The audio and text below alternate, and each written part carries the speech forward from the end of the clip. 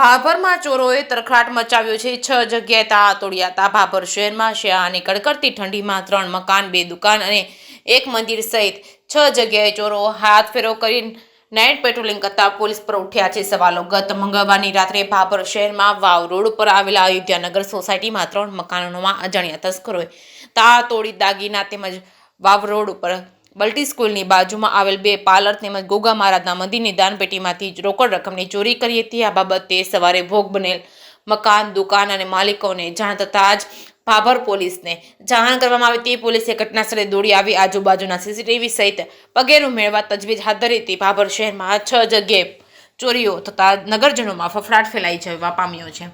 જે કેસની ગુજરાતી સાથે ભરત ઠક્કર ડીસા। મારે રાતે સાહેબ હું સામાન લેવા દાતી હતી અને 1500 રૂપિયા મેલી હું બજારમાં આવું ભૂલી ગઈ એમને પડ્યા રહ્યા। હું લોક છોકરો થોડોક ગયો છે ગોડા ભોળો બંધ કરીને ઘરે આવતો રહ્યો અને પછી હું મોડું થઈ ગયું એટલે દહીંના સવારની વહેલી સામાન લેવા આવી એટલે તાળું ટૂટું પડ્યું હતું, ગલાબ એક બાયણું ખુલ્લું હતું એક બાયણું બંધ હતું। શું તમારું કઈ ગેર છે? 1500 રૂપિયા કેશ।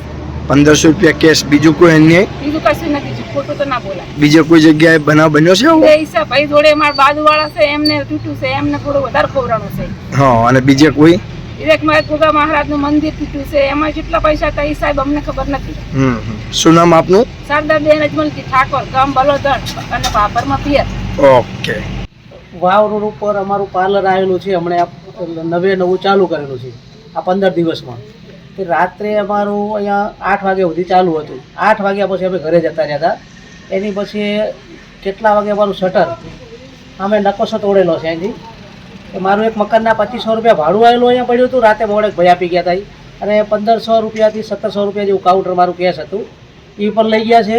અને વિમલ અને અમારી જે બિસ્ટોર એ ફક્ત 4-1000 રૂપિયાનું હતું એ પણ લઈ ગયા છે। બાજુમાં મારી બાજુમાં જે બેન 2 વર્ષથી ગલ્લો ચલાવે છે તેનો પણ તાળું તૂટેલું છે પણ એનું પણ કાંઈક 1500-1700 રૂપિયા લઈ ગયા છે। સામે અમારે એક ગોગા બાબુનું મંદિર છે, મંદિરે નાની દાન પેટી છે પણ એ દાન પેટીમાં કેટલા હશે એ નથી ખબર, પણ દાન પેટી તોડી છે એનું પાળું પેલું કરેલું છે। તે અમારી સરકાર પાસે એટલી વિનંતી છે કે અમે નવા છીએ, આવું નાનો રોજગાર કરીને બેઠા છીએ, એમાં પણ ચોરી થાય છે તો સરકાર જોડે અમે માગણી કરીએ છીએ કે અમારું મોડા સુધી તો પોલીસ રક્ષા કરાવો, પેટ્રોલિંગ રખાવો થોડુંક મોડા સુધી, એટલું અમારું ઉપર સુધી અમારી માંગણી છે। મકાનોમાં ક્યાંક ચોરી થઈ અને આજની રાત્રે એવું આજે સવારે અમારે તૂટ્યા પછીનું કે અમે વાતો કરતા હતા ને એની પછી પણ અહીંયા લોકો વાતો કરતા હતા કે મકાન બજારમાં 2-3 તૂટ્યા છે એવું પણ અમને જાણવા મળ્યું છે।